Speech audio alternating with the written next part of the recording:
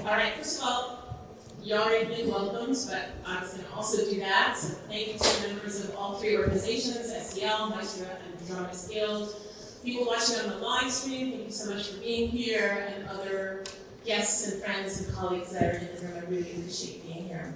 I'm Sariva Goetz. People know me as Cary or Sariva. You can call me either one of those things. I'm a music director, I'm a conductor, I'm an educator. I'm the head of musical theater at Emerson College in Boston. And I just wanted to start by just telling you briefly how this project came to be.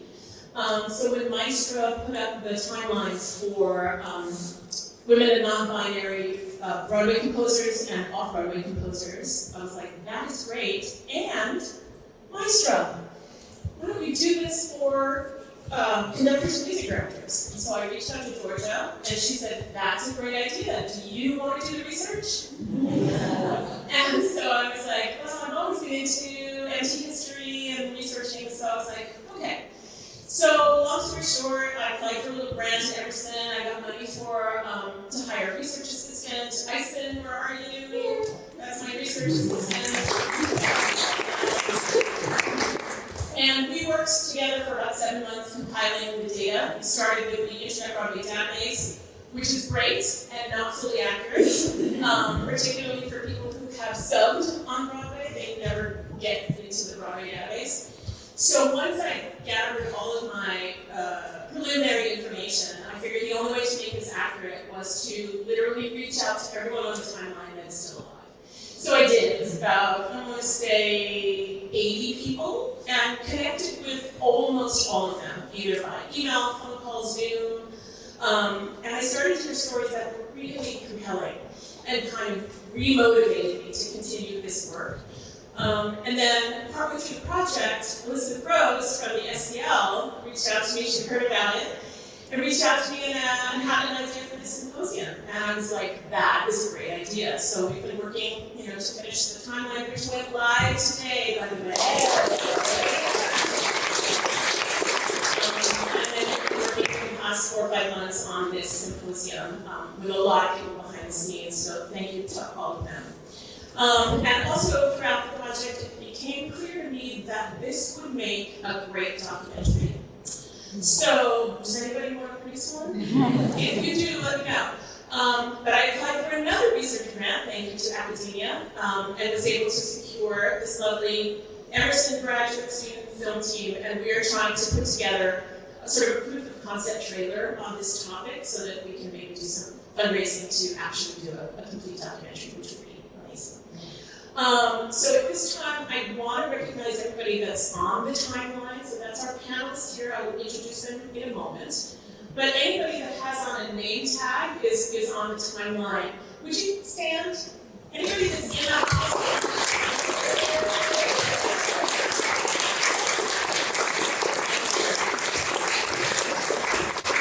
If you're on the timeline and haven't already been interviewed, if you have a chance to talk to a camera person later and just tell a story, we would love it. All right, now I'm going to introduce these women with me here on the stage. You can read their full bios in the program. They're going to talk a little bit about themselves in a moment, but I'm going to just briefly introduce. So, Vicki Carter, 17th artist on the timeline. Yes. There were 2 musicals in the 70s originated by a female conductor. Curly, Dr. Joyce Brown, and Beauty, Vicki Carter. Vicki went on to over 50 shows at Haverhill Playhouse. She's currently retired from musical theater, but not from music. Right? Right. Okay. Kathy Sommer. I've known Kathy for Kathy gave me some starts in the industry as well, so I would not be here for multi-platinum songwriter on Grammy-nominated albums, composer, producer, music director, and conductor. Broadway credits include Romance, where she served as the MD conductor, vocal, and dance arranger. Other Broadway credits as assistant conductor include Disney's Beauty and the Beast, City of Angels, and Cats. All right,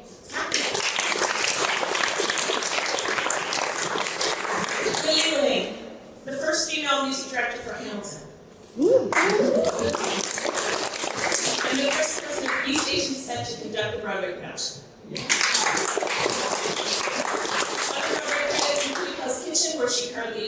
director and the principal conductor, Moulin Rouge, and How to Dance in Ohio. She has numerous tour off-Broadway and international credits and is an active member and mentor for Maestra and Muse. Thank you. Currently is Meg Zervoulis Bate, currently music director of Cabaret at the Kit Kat Club on Broadway. Other Broadway credits include Funny Girl, West Side Story of Prom, Mean Girls, and Great Comet. Numerous off-Broadway and regional credits, including also many shows at the Papermill Playhouse. And currently, I think this is still right, you serve as the co-director of the mentorship program at Maestra. Yes. Now that I've done that, I'm actually going to ask them all to just answer. So the way it's going to work tonight is I have some topics with some questions under those topics. And I'm going to say all those questions so that our panelists can enter the conversation in any way that they want to and answer any question that they want to from that topic. So, background. How did you get started? When did you know that you wanted to conduct? And what was it about the field that attracted you? Anybody want to start? All right. Excellent. Is this on? Hello. Yes. I started like the way so many of us started, as a rehearsal pianist, audition pianist, playing dance classes, doing musical directing, cabarets, and club acts. And then I had a break where, after subbing on Broadway in show 9 at that time, which was written by Laura Yeston, who was actually one of my professors at Yale, I then was able to get an audition to play rehearsal piano for Cats, and for Lloyd Webber's foray into Broadway at that time, after Jesus Christ Superstar. And it was an opportunity that really gave me a chance to see what the process of creating a musical was like. It was an amazing team involved in that show, Trevor Nunn, and Gillian Lynn, Andrew himself. And I got excited about the process of putting on a Broadway musical.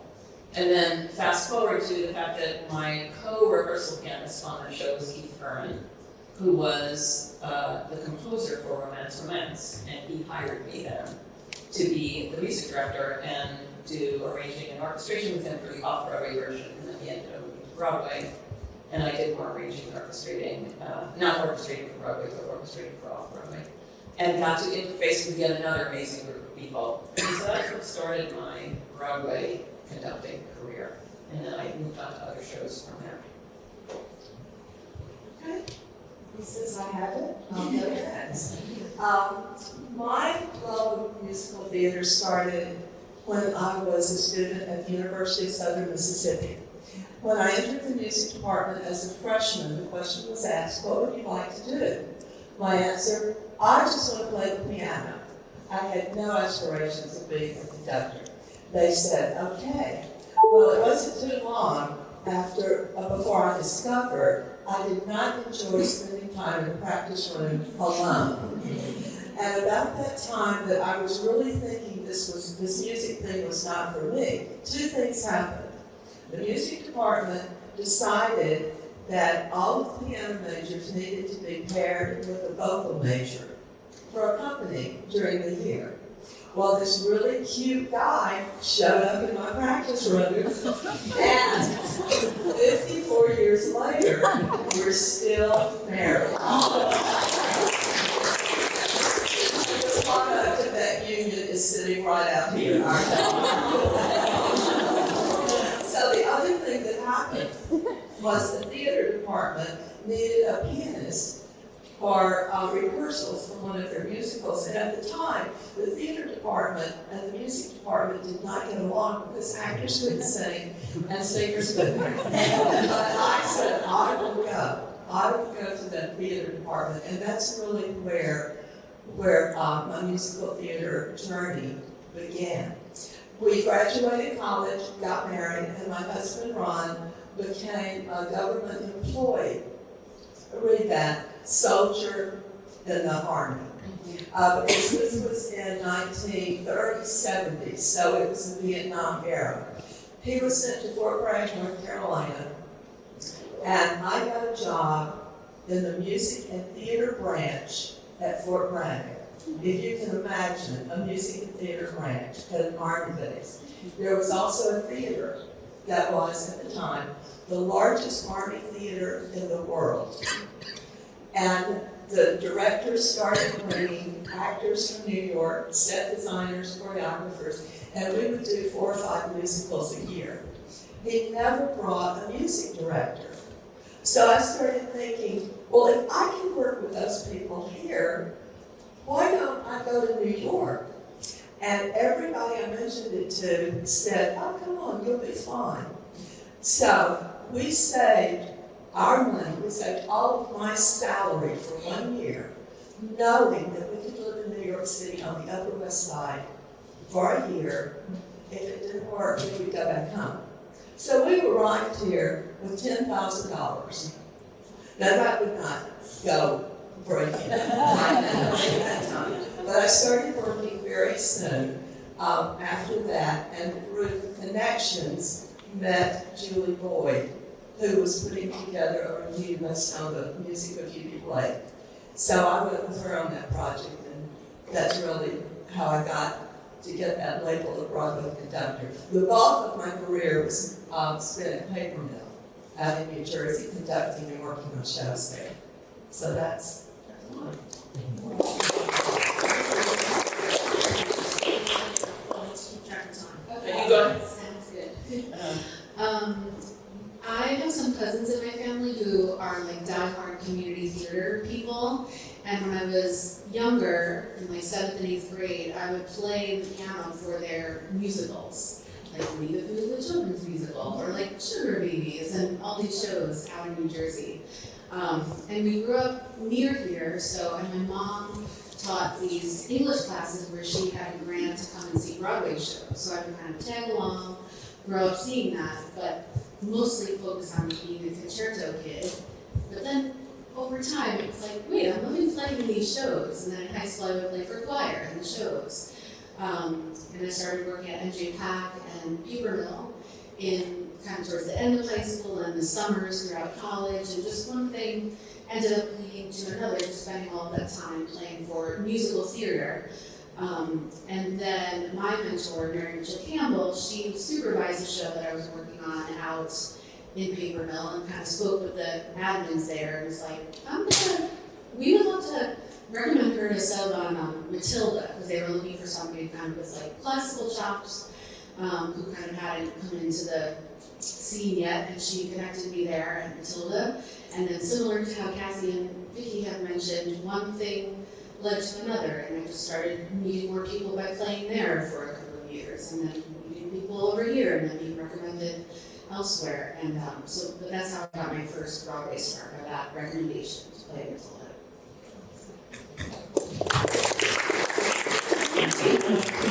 I call Mary Mitchell Campbell the patron saint of Broadway right now. My story is a little bit more different. So I was born in China, and I immigrated to Canada when I was 7.5, 8 years old. Didn't know about musical theater at all, and then heard about this thing called Les Mis. Who was Les Mis? People kept talking about it when I was in high school.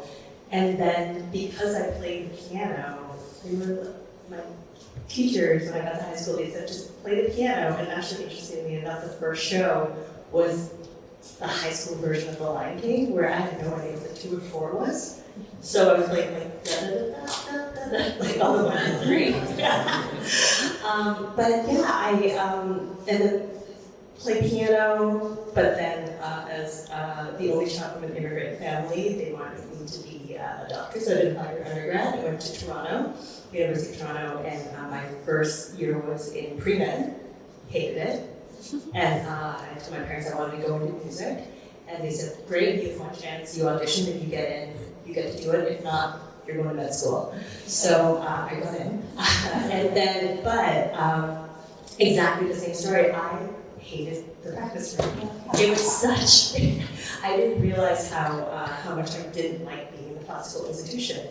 And so luckily, University of Toronto was actually where Warren Michaels, where Martin Short, Gilda Radford, where they got their start, where they all met. at a place called Harthouse Theater. And I was very lucky that I started there. At a time of a renaissance for musical theater, they did all these cult classics. They did Jerry Springer, the opera, Reefer Madness, High Fidelity, Rocky Horror Show. It was all these shows. You were asking me about how I learned to play pop.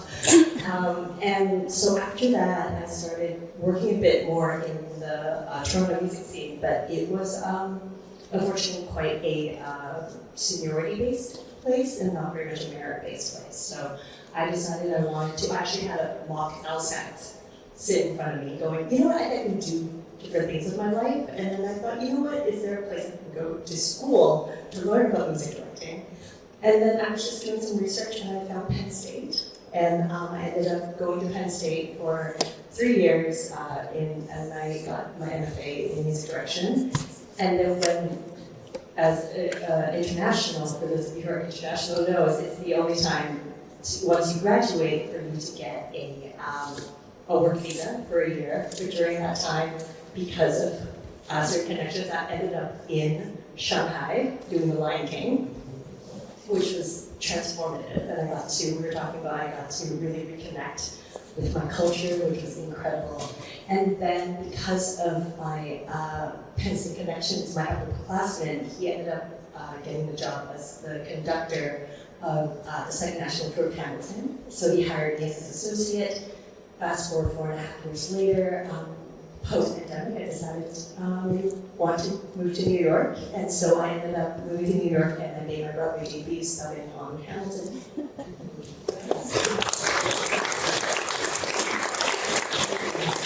All right, let's talk about skills. Music direction requires a lot of different skills at various times in the process of working on a show.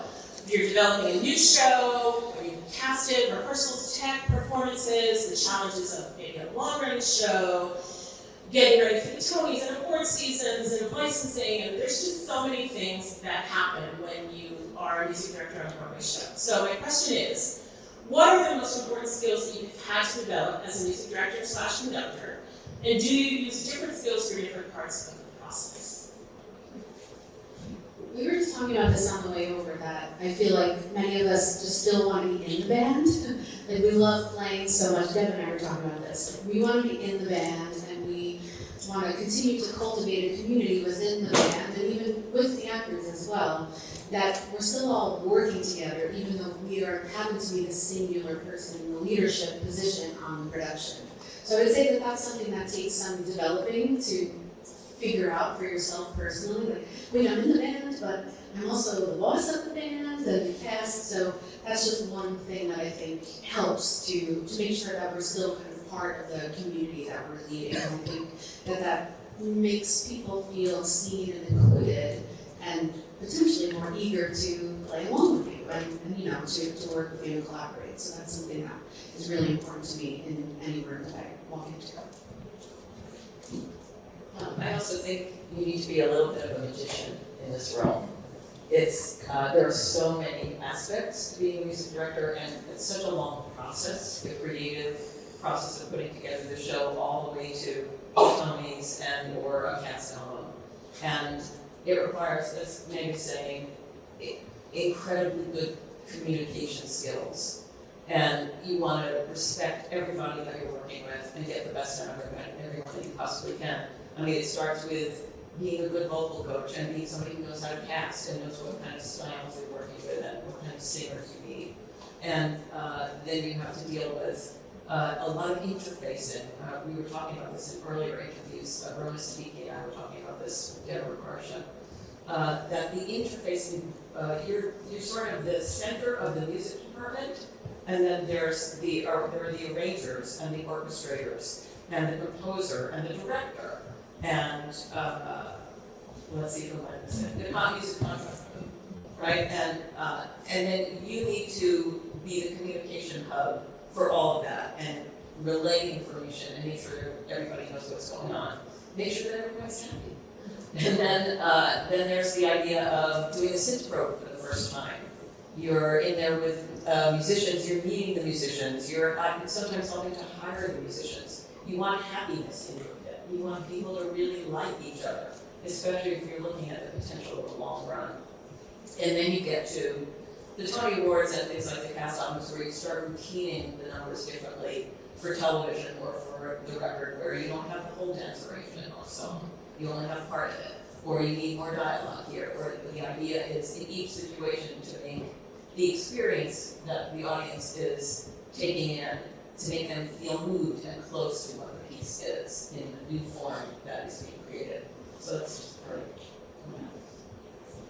I can say ditto to all of that. I think if you have a background in psychology, that would be great. Yes. And organizational skills are a must, which musicians learn from the beginning of music lessons. We learn how to organize and take the groupings of notes and whatever. And the other thing that Kathy just mentioned, you want people to be happy. Now, I was very new to the city when I got the job as conductor and musical director of UB.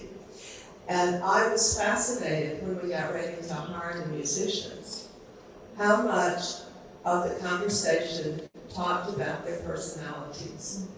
These people are going to be seated really close for months, maybe years. You have to make sure they can get along. Yes to all of that. And I think, as I was thinking, a therapist, that's one of the things that we have to do.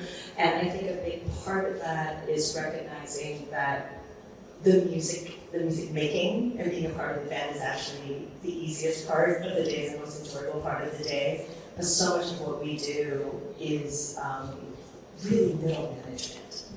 And coming to terms with that and accepting that. And, what does it mean to interface and liaise, or as Georgia, they like to say, the master juggler.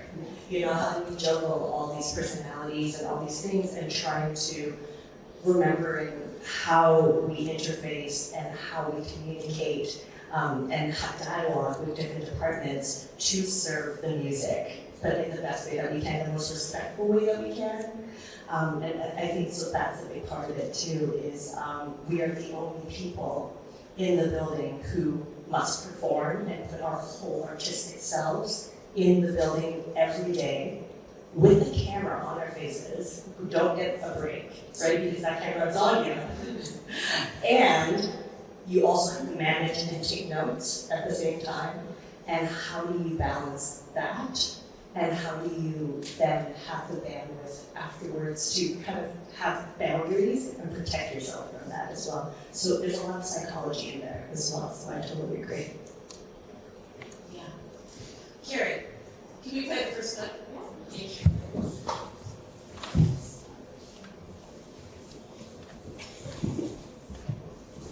Now, let's all play What's My Life? And now let's meet our first contestant. Will you enter and sign in, please? Right there. Lisa? Ricky, is that right? You only now tell the audience here in the theater and those who are watching at home exactly what your line is.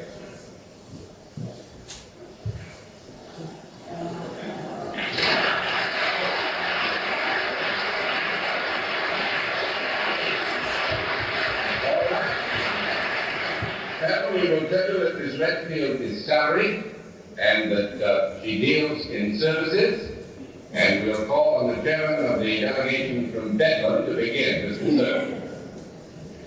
Ms. Redfield, the audience was visibly impressed with your occupation. I wonder if you require special training for what you do. I do. Is this training that involves a college career? Not necessarily. Would you know of any men who are able to do what you do? Would you say that there were more men in the United States doing what you do than women? There are. Are you present in show either on Broadway or off Broadway? Yes, I am. Do you use any kind of equipment in this show? Yes, yes. Something that is used with your performance, that you perform upon or with? Is it a musical instrument? I like, Wait, that's kind of wild, man. yeah, but they go on over anyway. Are you do you know? No, I don't know either, but are you one of the strippers and gypsies?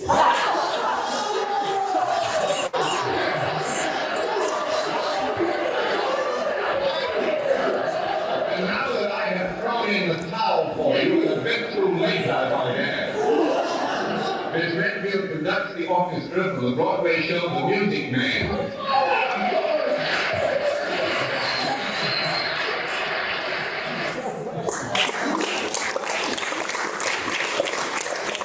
Obviously, that clip is about 12 minutes long, and we wanted to put it together for you. But when I found that, I was like, oh yeah, that's good.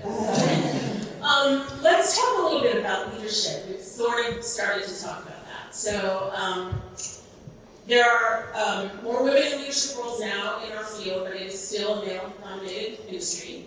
Do you still find yourself the only woman on the creative team? Is that challenging? How do you navigate that challenge? And how do you learn to lead in the context of being this director?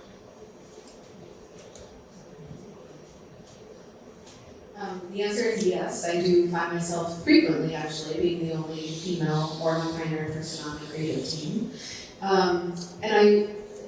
It's a little bit different than when I first started, like in the Matilda days. I was like, oh, girls playing. But now I'm like, I just go in like everyone else, and I feel like I am there because someone has asked me to be there on purpose, and I have played or conducted my way into whatever room that is. So I just try to come in as evenly as I can into the social dynamics of what happens when we are kind of like the other on the team. So just trying to keep that answer linear, that yes, there are still many creative teams where we find ourselves as only female, non-binary person. I will say that I came up as a conductor when I was maybe one of 5 women conducting on Broadway. And I think that the desire to lead is something that is in you. It's kind of an innate thing. But I think learning how to lead well is a whole other skill. And it takes practice and a certain amount of attention to the kind of person that you want to be and how you want to be seen and how you want to inspire others around you. I was personally inspired by a book by Brene Brown called Dare to Lead, and there are a lot of other great books out there. Even Lean In talks a lot about that. And I think for me, it's about being humble and being honest and being a really good listener, but then sort of having those takeaways and action points from those situations. But to the point about the male-dominated industry, I think that our tendency as women, and we were talking about this before, is to please and make it sound nice and not too threatening when you're asking for something. But in the end, I think we need to just speak with great clarity and be very,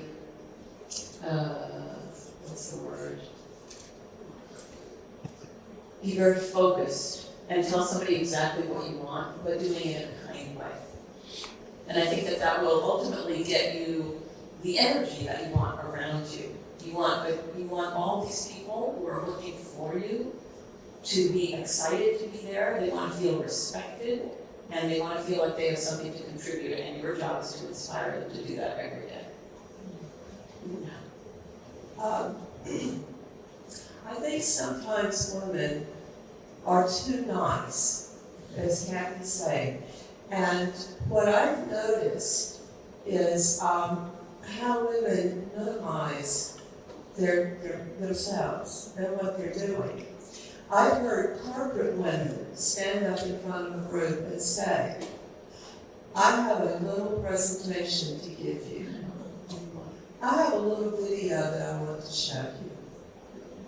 Now, there's nothing little about your presentation. You could say, I have a short presentation, we'll have a short video. But it's almost like women want to be equal, but yet we'll turn around and talk about our accomplishments as little. I don't know if to follow that. I think there is a difference between, especially when you're in a leadership position, between being liked and being respected. And when you're in a leadership position, at least for myself, I don't care if you like me, I need to take my notes. Because my notes is considered the music, and as long as we are in understanding of that, I do believe that you can say anything to anybody, it's how you say it. I also believe as music directors, I like to think of mine and our jobs as educators. And so for me, when I work, especially with actors and musicians, it's about me trying to infuse, finding out how everybody learned, their modes of learning, and then giving them the tools to be able to learn by themselves so they don't need me anymore. To me, it's infusing tools into their tool belts, but also at the same time, when it is possible, to teach or to have dialogue, a dialogical educational experience with my collaborators, whether it is a producer, to teach them about what we actually do, which is not just play the keys and, and wave our arms, or to our collaborators. And so little by little, just trying to have dialogue with our industry about what we do, and to talk about what music directors actually do. And to me, that is a big part of kind of my mission and what I think the industry needs. I just want to add to Lily, because I love the seriousness that she was talking about in what we do. And we have a recent issue at our show where we had to review the CBA, which is, like the union document that defines everyone's jobs within our production. And the one-liner about our job is that we are to uphold the integrity of the score. And integrity to me is a serious thing. So I think it is helpful to be reminded of that, to know that, we're going to play notes, oh, that's so much fun, but it is serious, In our case, I'm defending the score of these two people, one who has, passed and one who is still with us, but in his much older age, but has a huge catalog of musical theater. And that feels like a very serious and important role that we serve. So I just wanted to emphasize highlight what you're saying. We're gonna play another clip. I just want to set it up a little bit. So there was a woman by the name of Sandy Campbell, who was not only one of the first 5, 7 female conductors on Broadway, but also the premier rehearsal and audition accompanist for literally decades on Broadway, like from the 60s till like 2 years ago when she died. I think she had played for the last few years of her life when she was getting ill, but she died a couple of years ago. Her son was gracious enough to invite me over, and I was able to look through some of her memorabilia. And there's a series of interviews taken with her during the pandemic online, where she talks about some of her challenges being a woman in the industry when she first started conducting. And again, I've put some clips together, so it's about a 4-minute clip, and Cary, whenever you're ready. Now, Andy, what happened when you got that baton, when you were the third or fourth female conductor on Broadway? What did your union call you and say? I was taking a man's job away from him in order to buy a fur coat, and the union was complaining, and I shouldn't have that job. Wow. Sort of went ballistic. I really lost it. I went over to the union and screamed at them. First of all, it's none of their business that they could tell me not to take a job away from a man. I wasn't taking a job away from a man, I was taking a job. And I had 2 little boys, and my husband had split and left. I had nobody. But that's not their business. And I told them. Start with Leonard Bernstein. What do you remember about working with Ling? Loved him. Adored him. I did a show called Leonard Bernstein's Theater Songs, and the theater release, maybe the 70s, I can't remember. It's all kind of blur of the years. And it was a 3-character musical.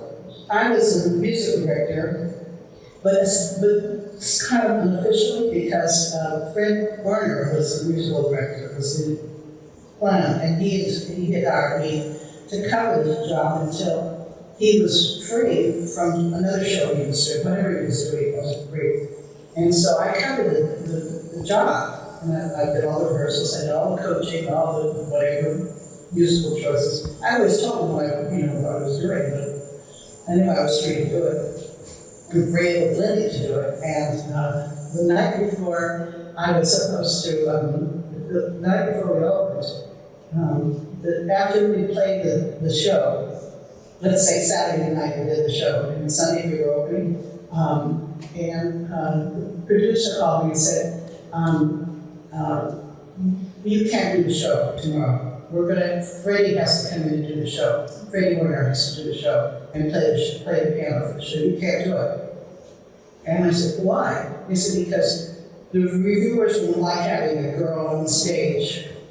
It should be a guy. So, yes, he had played one performance of the show. Never. He had very little to do with it because he had this other job he was doing. So they said, so you can't do it. So never mind. Opening for the reviewers. So I went, well, okay, this is not the first time it happened with girls. Girls had a lot of problems. But what happened is that as soon as there was a woman producer too.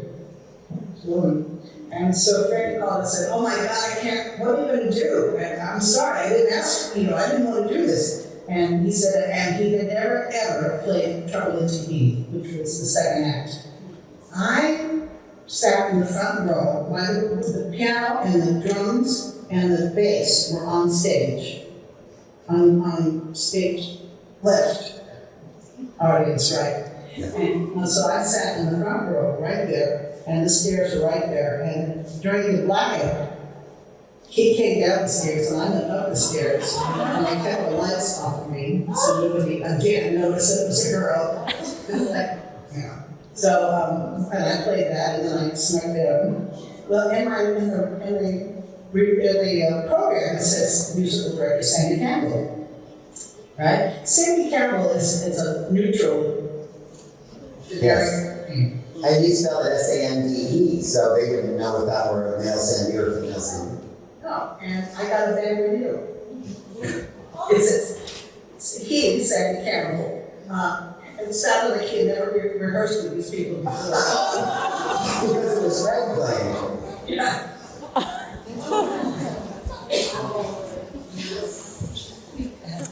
All right, moving on.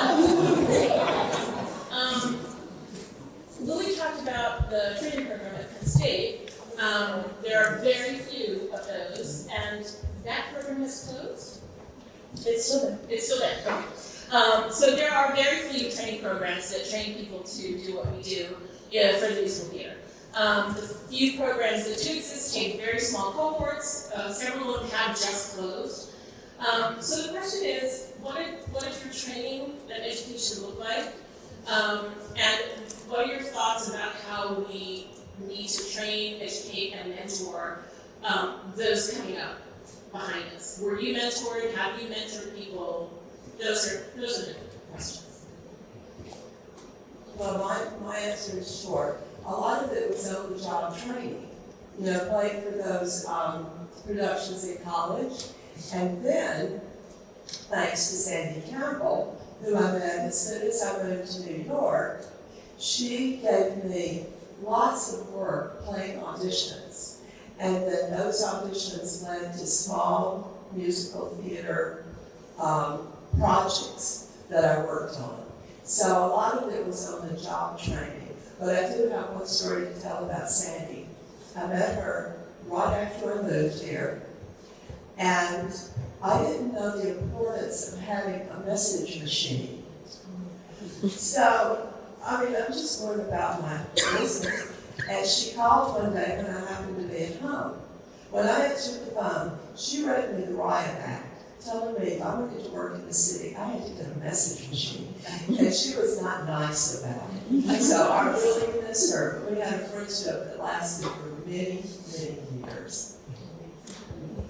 Oh, let me say one other thing about education. I wish, looking back, that I had more education about business, about running a small business, because we are small businesses. We're the product, we're the CEO, we're everything.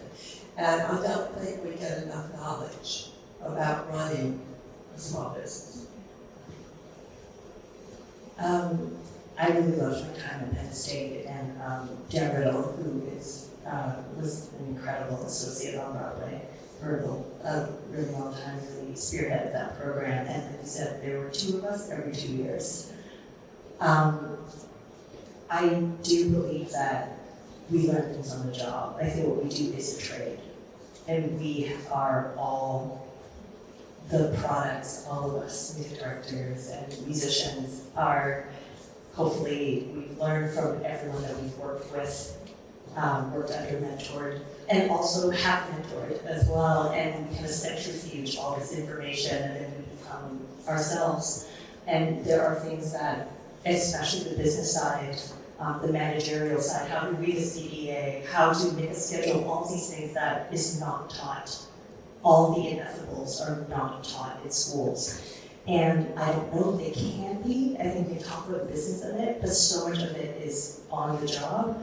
I do think in these programs, we should talk about those things, but I do believe that being in the room, you can't really replace that. And for me, watching how Mary Michelle Campbell works and learning about the policies and the systems and what you need to prepare for a Macy's recording as opposed to a Tony's recording and things like that. Those are invaluable, and you don't know until you are in the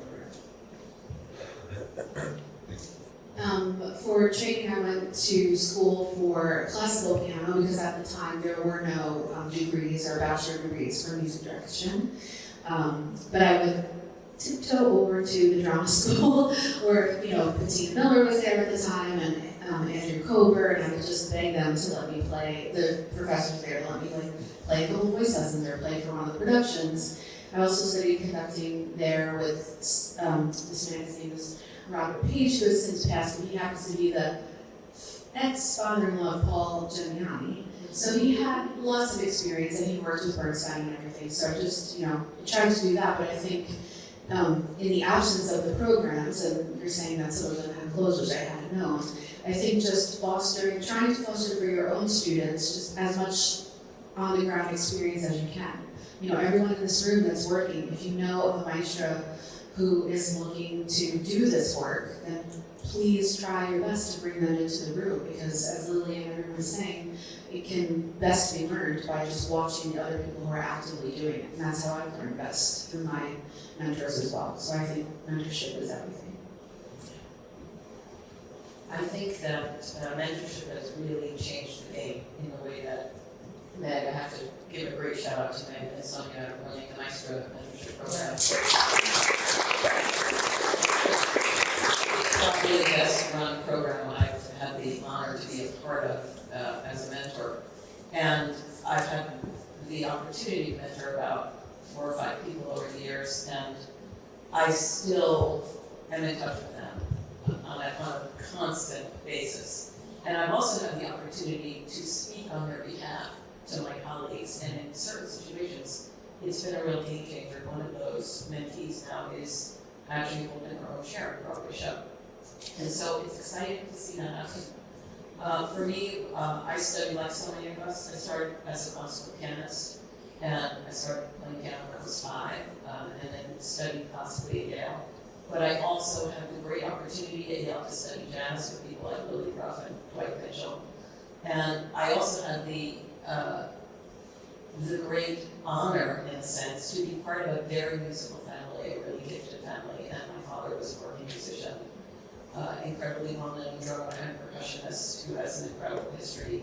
And my mom was a big band singer, and my sister was an actress for a while. So I really sort of gleaned so much from that. And so there was that sort of, boots on the ground training at home at the dinner table. But then when I started working, nobody knew about music recognition. So that was a whole other thing. Nobody was a conductor. And I did have the opportunity to have Bob Billy, who was a conductor at the time many years ago, help coach me for my very first stick conducting job when I went back to Cats after leaving it to music director. And I couldn't have done it without him. He was really an amazing support and help through that process. So here's to more mentoring and more opportunities for everybody to have a chance. Oh, and one more thing, I really do think, Mary Mitchell has done a little bit of this boot camp work with Maestra, which is incredibly effective. We never want people to get up there without being incredibly well prepared. No, none of us want anybody to fail at this job. So the chance to do that is amazing. Maestra's doing it, Rise is doing it, Muse is doing it, but I also imagine a future where some of perhaps the organizations that are sponsoring this event tonight get together with Local 802 or anybody else that we're thinking of and put together some classes, or maybe Berkeley NYC, and put together some classes for music directors that teach all of these things that we're talking about, and give students, or I want to say people who are coming up, the opportunity to study and not have to be part of a school program to do that, just one-offs. So it's a great idea.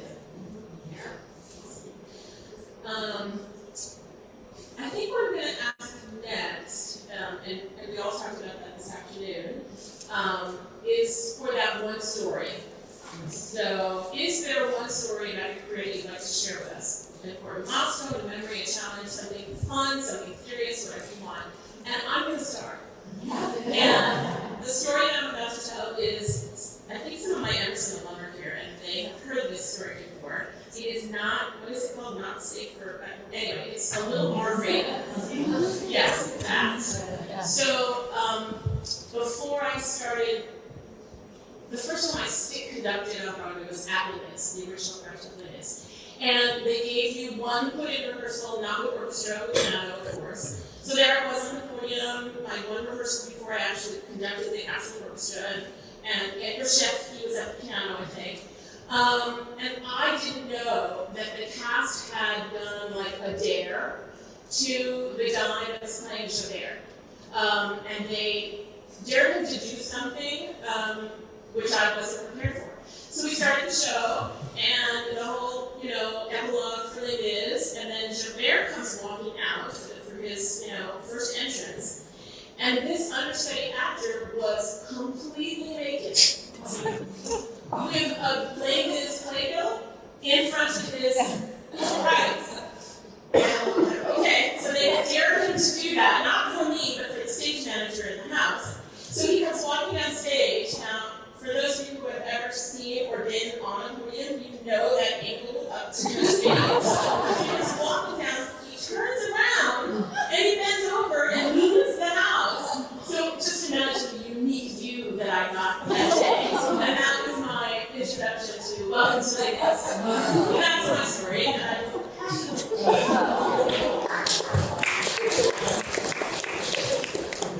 So I have a story.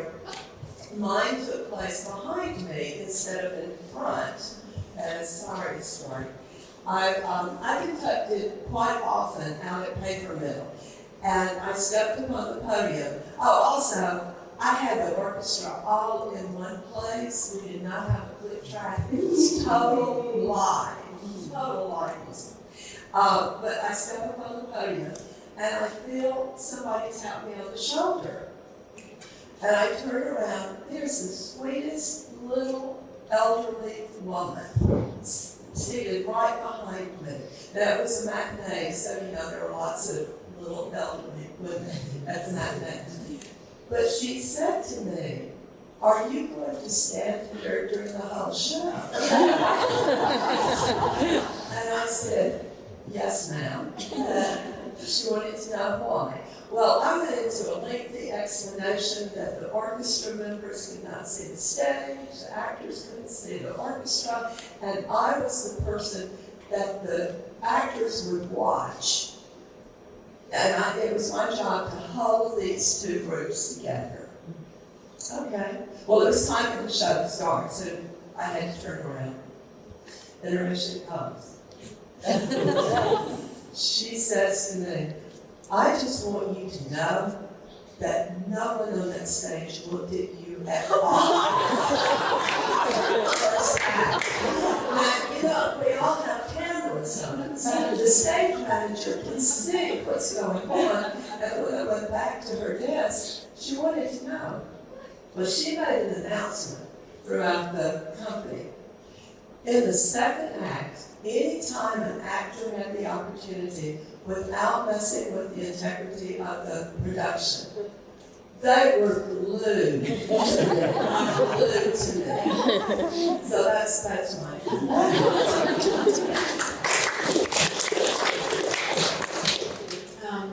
I guess what's funny is, this story is kind of funny at this time, but at the time it wasn't. After a couple of years of working on Broadway, my Broadway music direction debut was for The Prom.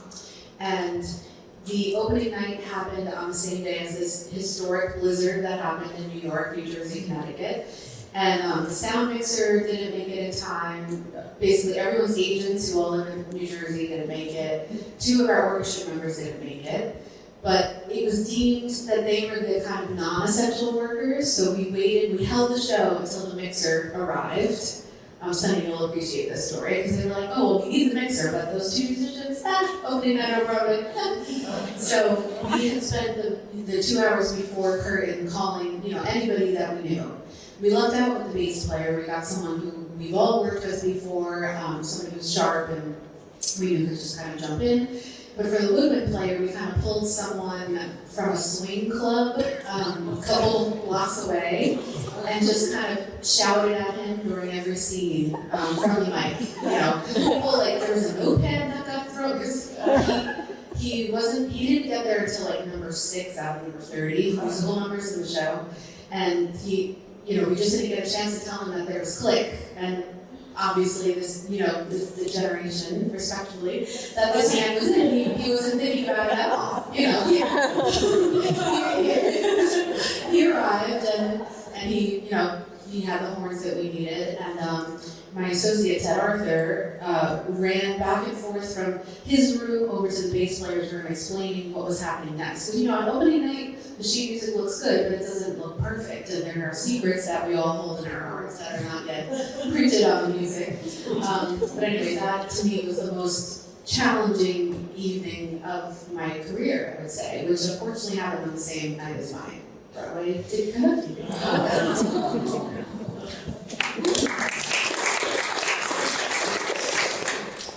I thought about telling one of those stories, but maybe this is a little more heartwarming and bridging cultures. I just came back about a week and a half ago from South Korea. We were doing auditions with a Hell's Kitchen company that will happen next year in South Korea. And it's really interesting because R&B is not really a thing there. People don't grow up listening to R&B, they know jazz.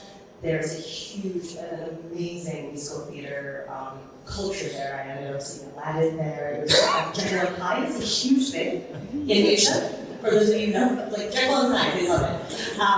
But they don't know R&B. And so, and I had to learn, as I always like to say, different shows, different composers, and all the different shows is a new language. You have to learn a new language or a new dialect.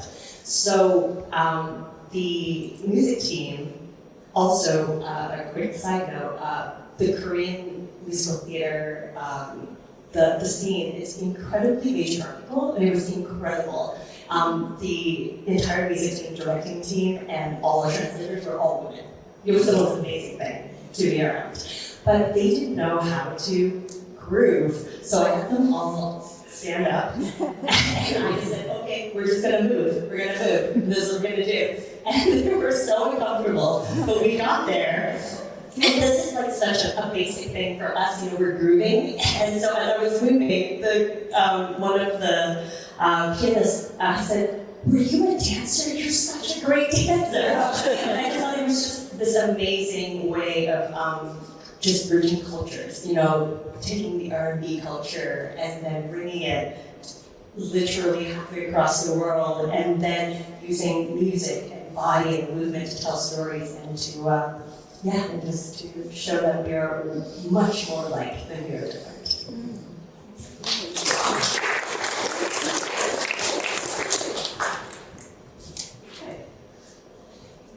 So we all have a lot of those stories about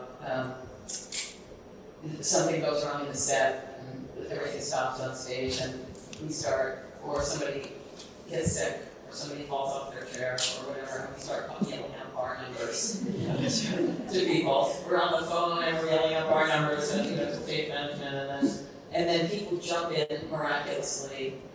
The flute player starts playing the keyboard part, or the string player starts jumping on the flute part, and it's pretty amazing. And everybody's sort of jumping in together to make that happen.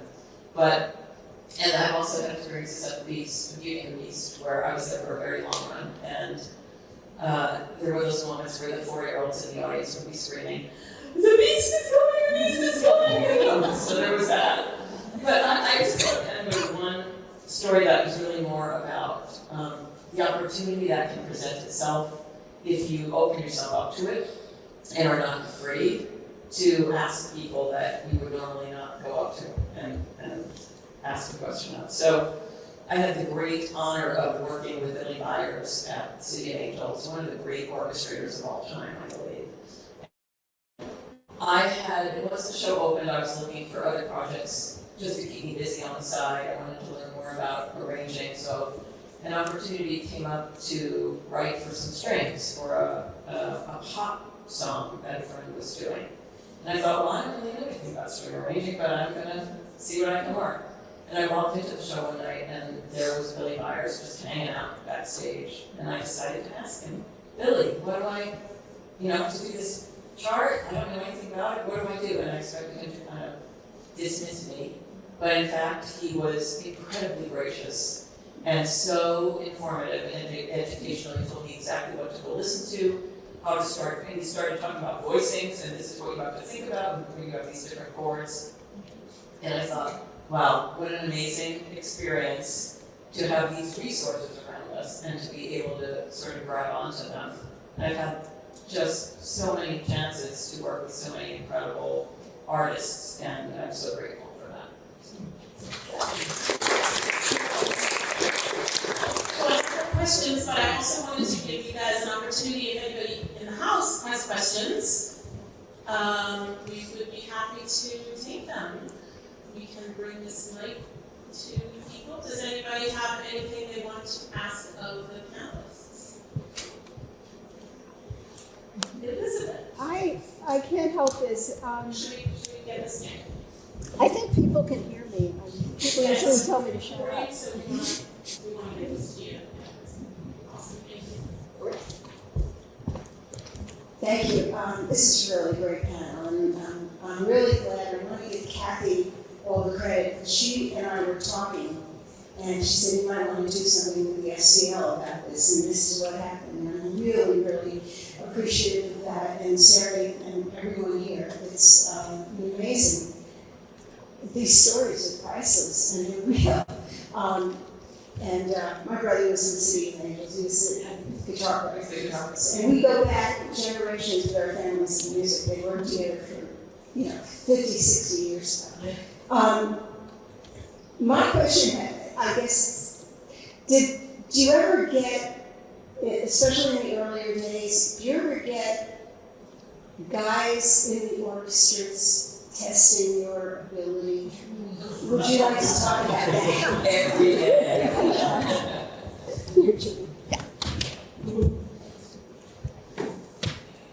Okay, I'll jump in on that. Yes, I've had a few situations I can remember, but I won't discuss any names. And Not in my family. no, I think it depends on the personalities, of course. Some men will never test you and just completely respect whatever you're asking for. Or Do you have their numbers? No. Yeah. And I say that's the majority, truthfully, in my experience. But there are always one or two who get bored, they really don't want to be there, they're having a difficult time, and they make your life difficult. And that's one of those situations where you have to learn how to communicate incredibly well, very diplomatically, and get what you need, and be very clear about what the rules are, what the parameters are. But you still need them on your side, because you got to show up there every night And they're going to be staring at you every night, and you want that spirit to remain, the good spirit.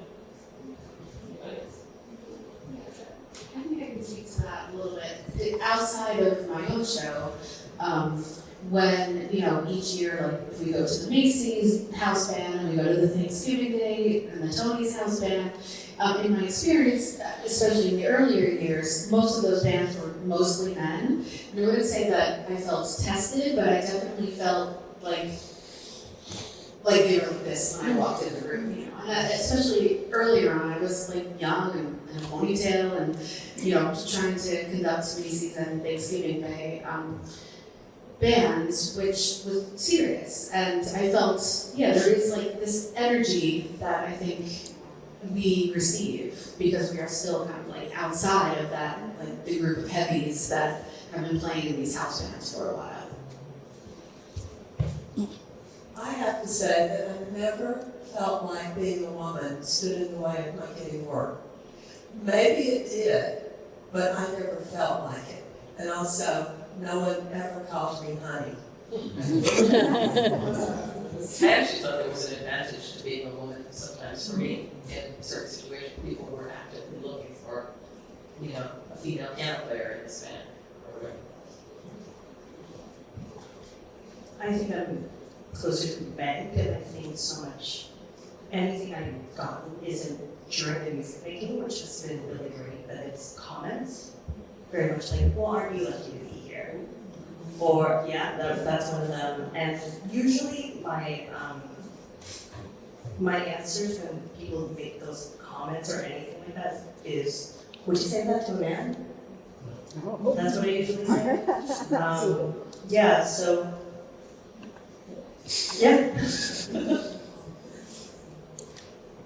Other questions? Emerson? Yeah. Yeah, great. I went, and that's my.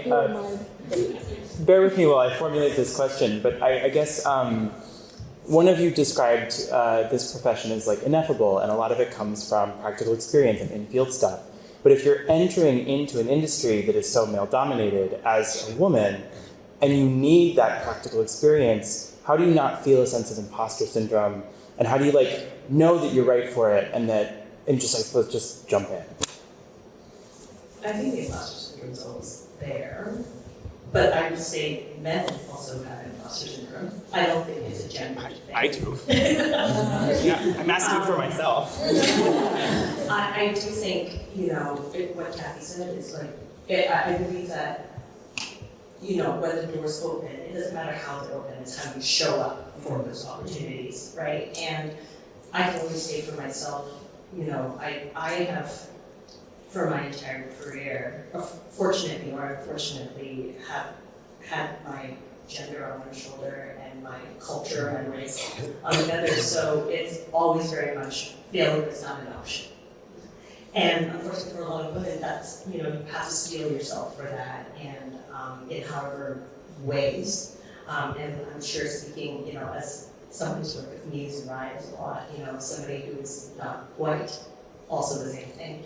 And I think it's just about going all the way back to doing the work, understanding why you are here, and just being very singularly focused. And hopefully, I've had incredible male mentors as well, right? Just to say all of that. And there are mentors, especially in Muse, who have, who are non-binary men who are also incredible. So it's really, as a mentee, looking at what you can soak up, what you can sponge up from the people in the room. And also, I think the biggest thing is learning from people's mistakes. When you're like, oh, that doesn't work in the room. Look how people are reacting. Trying not to do that, I think that's actually the biggest lesson and the best lesson you can have.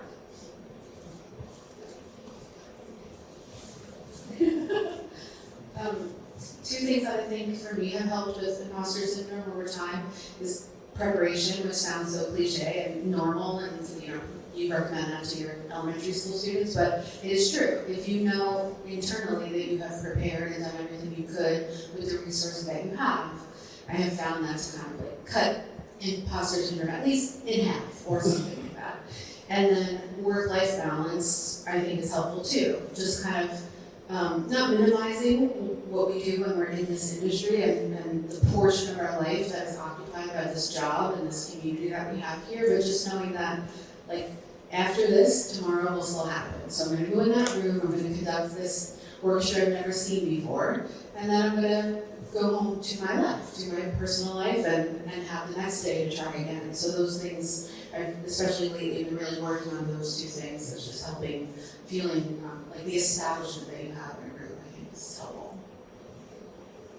I think there's a moment in every really scary gig, scary situation, for me anyway, where the nerves finally calm or fall away, and I realize that I do have the skills to do this thing right now, to be present. And then I can actually dig in and show what I'm made of. So that really helps. And also to Meg's point, you know, I meditate 2 to 3 times a day, religiously. And it is in those quiet moments, I think, that you keep rediscovering your fears and your desires and how you want to move forward. And we all do have to wake up the next day and, you know, face whatever we want to change. You know, that didn't go so great, but I'll give it another shot today.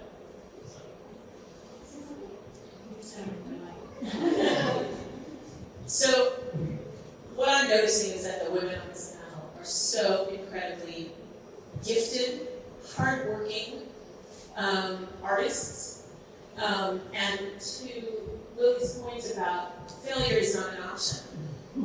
I feel that is something, I mean, I felt that strongly in my career. Like, if I am not 200% prepared and I make a mistake, chances are that I might not get the call next month. Whereas if a guy does that, they might still get the call next month. And that's real. And I just want to acknowledge that the contributions to the art form and the just what everybody here is offering to musical theater. Because I am humbled being around all of you, and I so appreciate you being here. And you know, just having put the time together, it's hard work, but it's so rewarding to see, you know, the lifting up of these voices and what that is resulting in. So I'm going to move towards closing this out with a final question, which is, what does this timeline mean to you, and why did you want to be here today?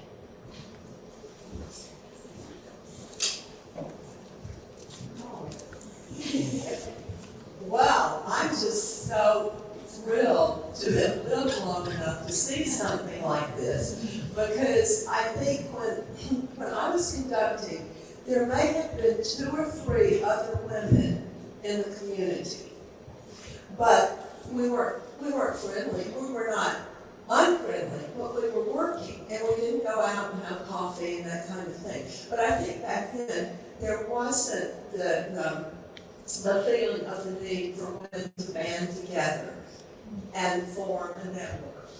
So I'm just thrilled that Maestra exists and that Cary put this together, and yeah. Did that answer the question? Exactly. I'm just thrilled and thankful to the pioneers, if you will, that are on the timeline, and just to be able to now look at this and really learn about what has come before us, because we're obviously here because they were isolated and we're the only ones at the time. And I'm also excited that my daughter and my nieces and nephews will be able to see this, and my students will be able to look at this and have that as a point of reference of just kind of what legacy it is, and looking forward to helping maintain this timeline as time goes on, and to be in the same room as other music directors, which were never together. Like Lily and I would love to spend more time together, but it just ends up being that you're kind of like in your own building. So this entire day has been lovely just to spend time with people that do the same thing as what we do.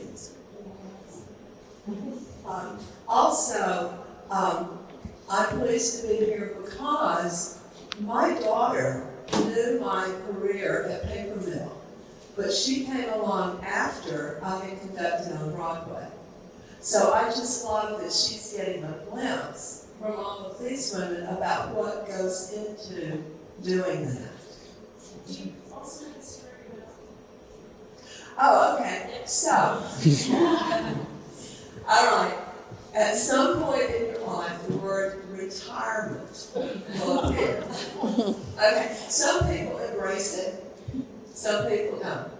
I was one of those who did not embrace retirement at all. But my friends were beginning to talk about it, and I was working at paper mill, and I felt like I needed something else. There was nothing wrong with what I was doing there. It was close to home. I mean, I had it all, honestly. But I wanted to do something else, but I wasn't sure what that was going to be. So 2 things happened. I started to think about words like reinvent, redo, revisit, retire. Well, sometimes our vehicles that take us places need new tires. It doesn't mean the vehicle's going to stop. We just need to retire. So I thought, okay, let's do this. And then Kathy reminded me when she mentioned meditation, there's a quote that I heard from Dr. Martin Luther King Jr. some years back. Take a step in faith. You don't have to see the whole staircase. Just take the step. Take the first step. So that was my mantra. So now here's this retiring and this take a step in faith. One of my last jobs at paper mill was to go to Sommer Conservatory to sub. I have been a part of that program since its inception. I go there and I meet this young woman. I think she's in high school or college. This bubbly young woman with a big smile and big glasses. And in just a nanosecond, I saw my younger self. And the reality that I'm at the end, which is a good place to be. And she's at the beginning.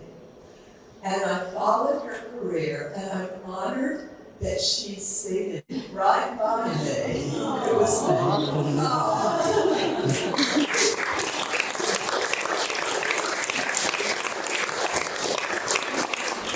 And I have to tell you, after embracing retirement, and I forget what year that was, I could not have imagined the opportunities that came to me, musical and non-musical, that added so much richness. So when that word comes into your conversation, don't be afraid of it.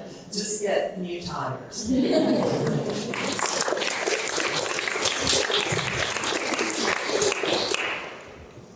This day has been incredibly nurturing and nourishing, and I'm so grateful to my friend Cary, my dear friend, for putting this together and for asking me to be part of this, and for being able to be around all these incredible women that I so respect.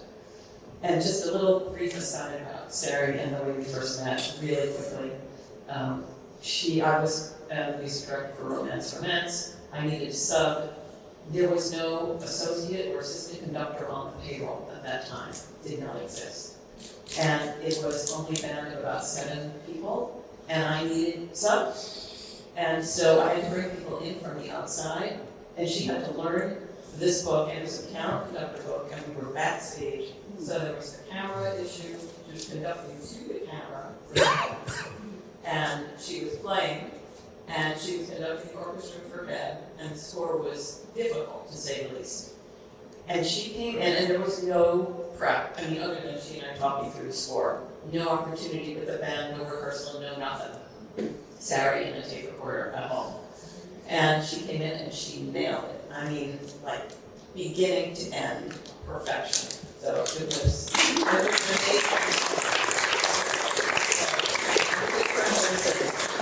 I'll just say about the timeline and the importance of that for me.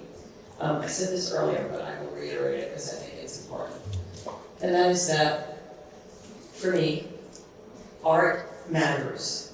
Art changes people. And history is the way of taking that art and letting us see where we've been and where we are now, and all that it took to get here. And that can help us inform what the future will be. So.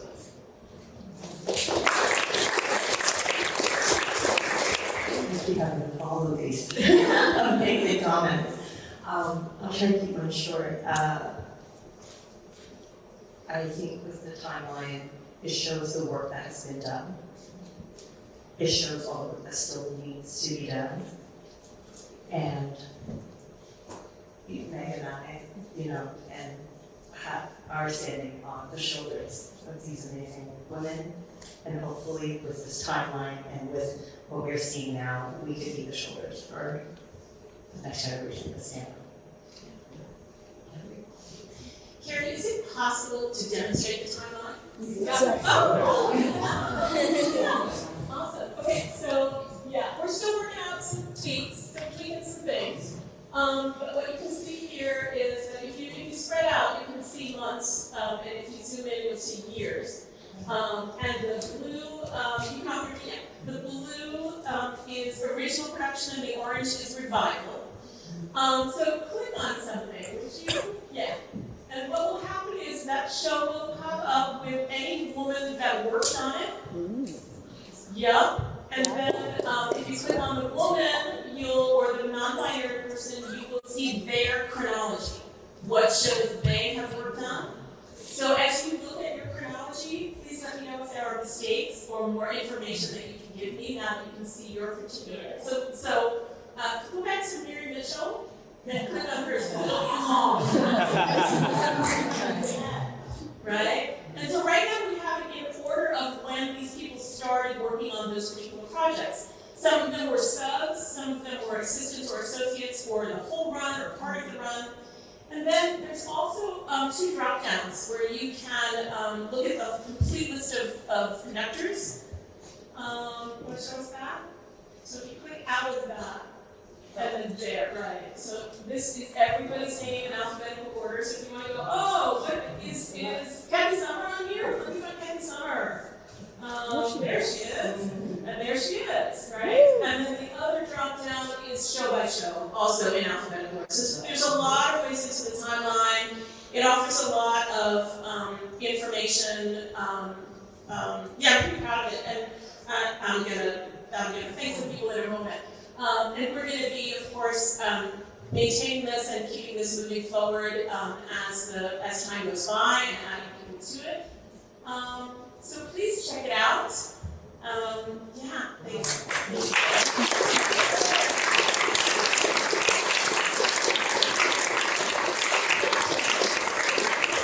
So I want to thank all 3 organizations, Society of Composers and Lyricists, Composers and Lyricists, particularly Danny Gray, Elizabeth Rose, and Sam Bischoff. Where's Sam? Thank you. Maestras Music, particularly Cary Caffrey, Judy and Julie. Where's Judy? There she is. Georgia, where is she? But thank you to Georgia Stitt, who is the president and CEO, founder and president, something like that.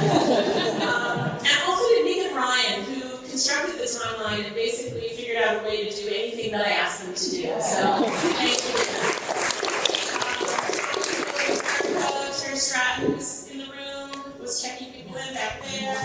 And anyone else from those organizations behind the scenes that I have not mentioned, thank you for helping to put this event together. I want to thank my Emerson group. Elizabeth? Is there an article coming too?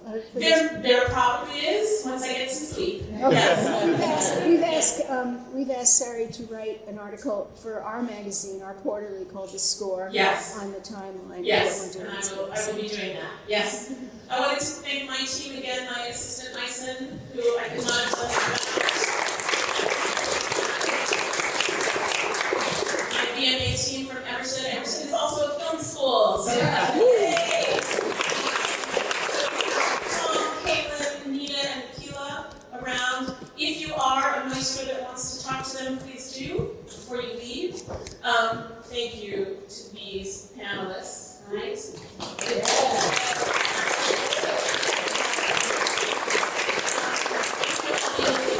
On the timeline and for allowing me to speak to you and for being so accommodating to gather this information.